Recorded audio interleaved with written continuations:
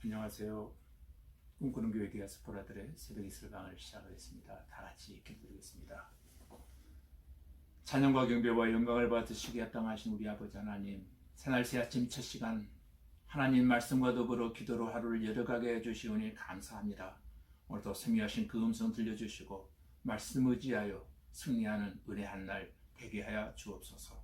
예수님 이름으로 기도하옵나이다. 아멘. 이 시간 우리에게 주신 하나님 말씀은 창세기 45장 1절로 5절까지 제가 봉독해 드리겠습니다. 창세기 45장 1절로 5절까지 봉독해 드리겠습니다. 요셉이 시종하는 자들 앞에서 그 정을 억제하지 못하여 소리질러 모든 사람을 자기에게서 물러가라 하고 그 형제들에게 자기를 알리니 그때 그와 함께한 다른 사람이 없었더라. 요셉의 큰 소리로 운이 애굽 사람에게 들리며 바로의 궁중에 들리더라. 요셉이 그 형들에게 이르되 나는 요셉이라. 내 아버지께서 아직 살아 계시니까. 형들이 그 앞에서 놀라서 대답하지 못하더라. 요셉이 형들에게 이르되 내게로 가까이 오소서. 그들이 가까이 가니 이르되 나는 당신들의 아우 요셉이니 당신들이 애굽의 판자라. 당신들이 나를 이곳에 팔았다고 해서 근심하지 마소서. 한탄하지 마소서. 하나님이 생명을 구원하시려고 나를 당신들보다 먼저 보내셨나이다. 아멘. 할렐루야. 오늘도 허락하신 한날 여러분 모두에게 영혼이 잘되고 범사도 잘되고 육체도 강건하여져 가는 은혜의 한날이 되어지기를 주님의 이름으로 기도드립니다. 오늘 방금 봉독해 드린 창세기 45장 1절로 5절 말씀을 통해서 하나님의 섭리와 은혜라는 제목으로 하나님의 은혜를 나누어합니다. 이 시간 이 말씀을 청종하는 가운데 여러분의 닫혔던 귀들이 열려지고 또한 식어졌던 가슴이 다시금 성령의 불로 뜨거워지는 역사가 일어나게 되시기를 주님의 이름으로 축복합니다. 여러분 오늘 본문의 스토리는 바로 그러합니다.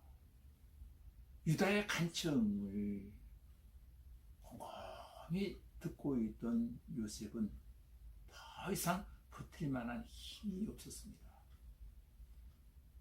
그 간청 앞에 요셉은 이성적인 사고를 하고 참고 견디왔던 요셉이 여지없이 무너져버리고 마는 것이었습니다. 여러분 오늘 본문 1절로 2절에 보시면 요셉이 시종하는 자들 앞에서 그 청을 억제하지 못하여 소리질러 모든 사람을 자기에게서 물러가라 명령하고 더 이상 참지 못하고 큰 소리로 울면서 방송대곡을 했습니다. 모든 사람이 알아들을 수 있을 정도로 크게 울었다는 겁니다. 그리고 3절에 보면 요셉이 드디어 자기 이름을 형들 앞에 밝힙니다. 이 고백을 들은 형들이 얼마나 놀랐던지 말 한마디도 못합니다. 도저히 정말 상상할 수 없었던 일이 지금 눈앞에서 전개되어지고 있는 것입니다. 형들이 아무 대답도 하지 못하고 있을 때 요셉이 말하는 내용이 4절에 나오고 있습니다. 여러분, 형님들, 내게로 가까이 오십시오. 나는 당신들이 오래전에 애굽에 팔았던 당신들의 동생 그 요셉입니다. 제가 바로 요셉입니다. 한마디의 원망이나 억울함이나 원수 갖겠다고 하는 말 하나 없이 형들을 가까이 품어줍니다.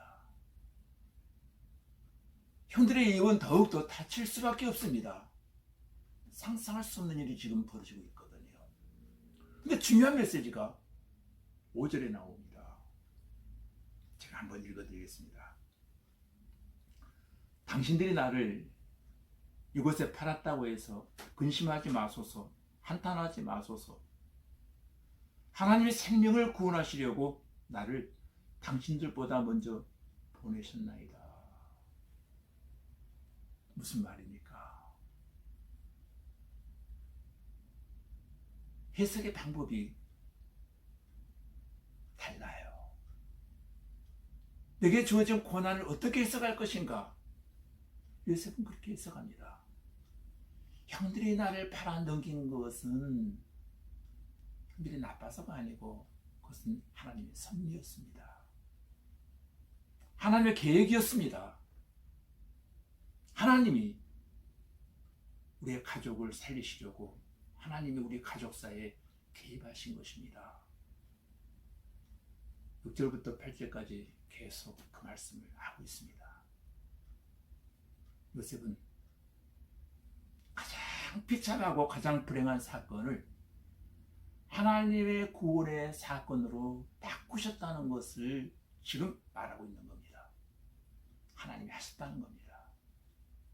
하나님이 우리의 가정에 개입하셔서 우리의 가정에 은혜를 베푸셨다는 겁니다. 지금 주어진 고난을 은혜의 시각으로 해석을 하고 있습니다. 분명히 견딜 수 없는 사건, 죽이고 싶은 사건인데 축복의 사건으로 그는 해석을 하고 있습니다. 요셉은 참 많은 시련을 겪었지만 그 시련을 모두 믿음으로 지금까지 이겨내 왔습니다. 그리고 오늘 이 자리에 있는 것입니다. 자기도 모르는 사이 요셉은 마음이 참 큰 사람이 되어져 있었습니다. 또한 용서할 수 있는 너그러운 마음이 그의 마음속에 간직되어져 있었던 것입니다. 14절로 15절에 보면 요셉이 베냐민을 끌어안고 웁니다. 그리고 형제들에게 입을 맞추고 끌어안고 다시금 울기 시작합니다.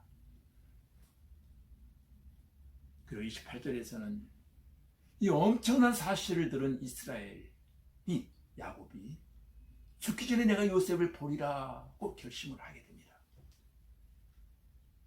결과적으로 하나님은 요셉에게 큰 권세를 주셨습니다. 또 요셉은 그 권세를 받았지만 그 권세를 오직 백성을 살리는 하나님의 뜻, 하나님의 은혜를 완성하는 데에만 그 권세를 사용하고 있더라는 것입니다.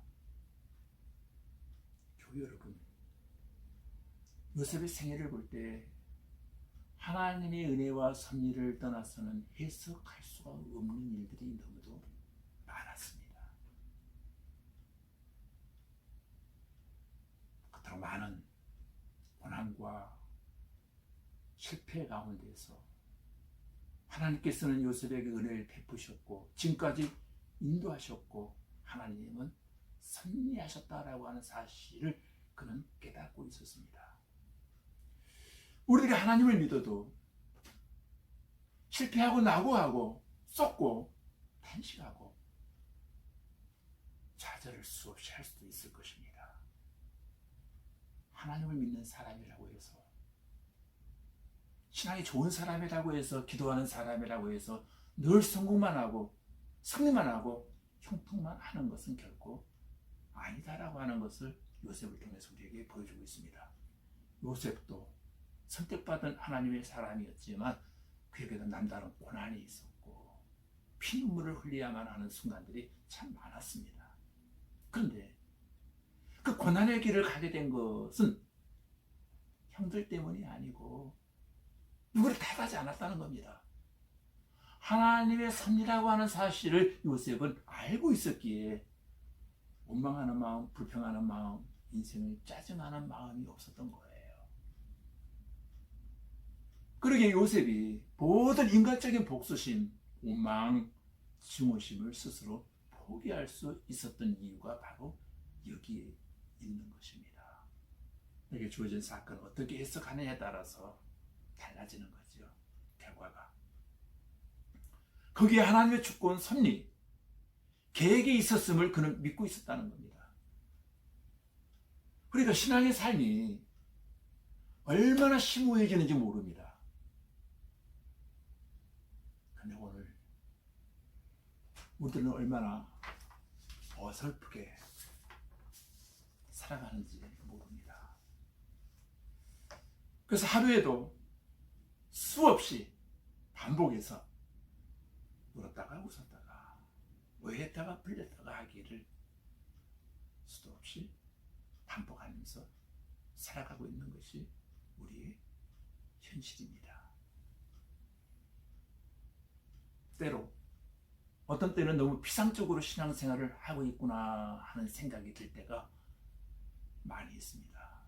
그래서 자책하기도 합니다.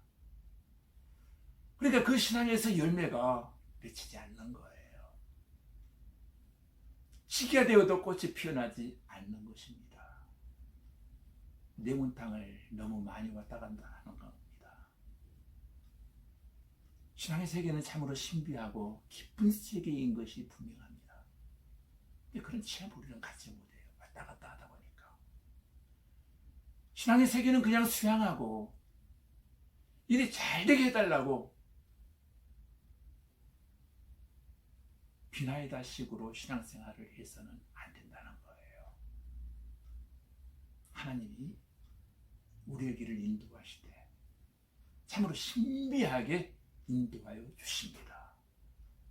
하나님은 이미 요셉을 애굽으로 보내실 계획을 세우셨습니다. 꿈을 주실 때 벌써 그때부터 말입니다. 요셉이 애굽에 가서 크게 할 일이 분명히 있었습니다.